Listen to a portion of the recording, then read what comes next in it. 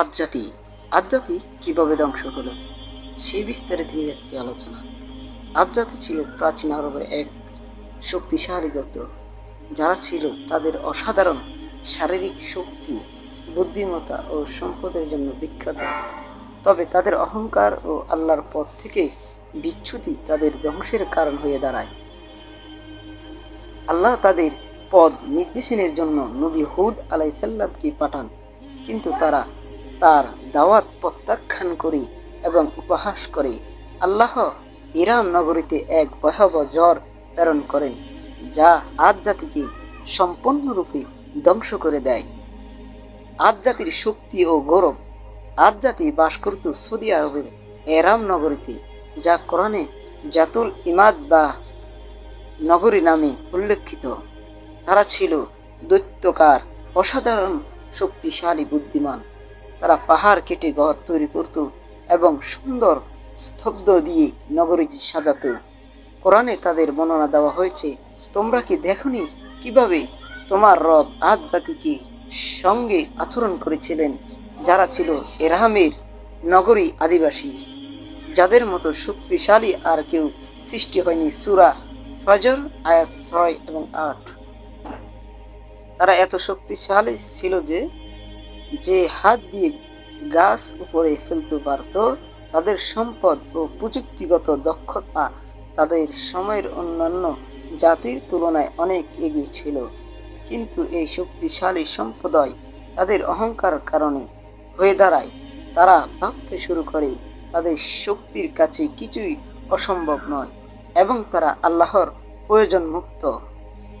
তারা পৃথিবীর অহংকার করত এবং বলতো, আমাদের চেয়ে শক্তিশালী কে আছে? তারা কি দেখেনি আল্লাহ যিনি তাদের সৃষ্টি করেছেন, তিনি তাদের চেয়ে শক্তিশালী? অহংকার ও পাপাচার।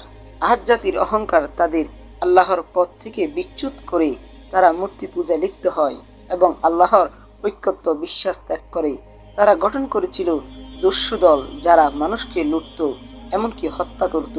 কোরআনে বলা হয়েছে, তারা পৃথিবীতে অহংকার করত এবং বলতো, আমাদের চেয়ে শক্তিশালী কে আছে?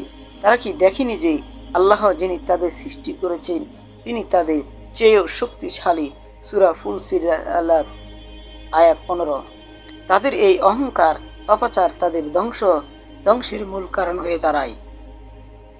তারা ভুলে যায় যে তাদের শক্তিশালী ও সম্পদ আল্লাহ দেওয়া নেয়ামত। তারা আল্লাহর প্রতি কৃতজ্ঞতার পরিবর্তনে অকৃতজ্ঞতা প্রকাশ করে এবং ভ্রান্ত পথে চলতে থাকে। নবী হুদ আলাইসাল্লামের দাওয়াত। আল্লাহ আদ জাতিকে সঠিক পথে ফিরিয়ে আনার জন্য নবী হুদ আলাইসাল্লামকে প্রেরণ করেছে। হুদ আলাইসাল্লাম তাদের আল্লাহর ঐক্যত্ব, বিশ্বাস ও ন্যায়ের পথে ফিরে আসার আহ্বান জানান। তিনি তাদের স্মরণ করিয়ে দেন তাদের শক্তি সমৃদ্ধ আল্লাহর নিয়ামত এবং তারা যেন অহংকার ত্যাগ করে আল্লাহর প্রতি কৃতজ্ঞতা থাকে। কোরআনে হুদ আলাইসাল্লামের কথা বর্ণিত হয়েছে, তিনি বলেন, হে আমার জাতি, আল্লাহর ইবাদত করো, তোমাদের জন্য তিনি ছাড়া কোনো ইলাহ নেই, তোমরা কি ভয় করবে না? সূরা হুদ আয়াত 50। পরের দিন এহরাম নগরীতে এক ভয়াবহ জ্বর আঘাত আনে, যা কোরআনে রিহু আকিম বা ধ্বংসকারী জ্বর নামে বর্ণিত। এই জ্বর 7 দিন ও 8 রাত ধরে চলে এবং আদ জাতিকে সম্পূর্ণরূপে ধ্বংস করে দেয়।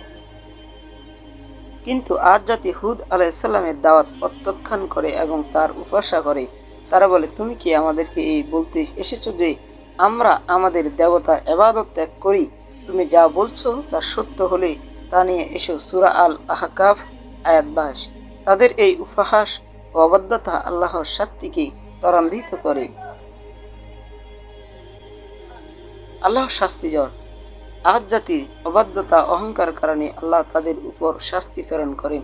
তিনি হুদ আলাইসাল্লামকে তার বিশ্বাসী অনুসারীদের নিয়ে নগরীর কাছে একটি গুহায় আশ্রয় নিতে নির্দেশ দেন। কোরআনে এই গুহার অবস্থা দক্ষিণ আরবের উপদ্বীপ সম্মত পূর্ব ইয়ামেন বা পশ্চিম ওয়ামানে বলে উল্লেখ করা হয়েছে। পরের দিন হেরাম নগরীতে এক ভয়াবহ জ্বর আঘাত আনে, যা কোরআনে রিহুন আকিম বা ধ্বংসকারী জ্বর নামে বর্ণিত।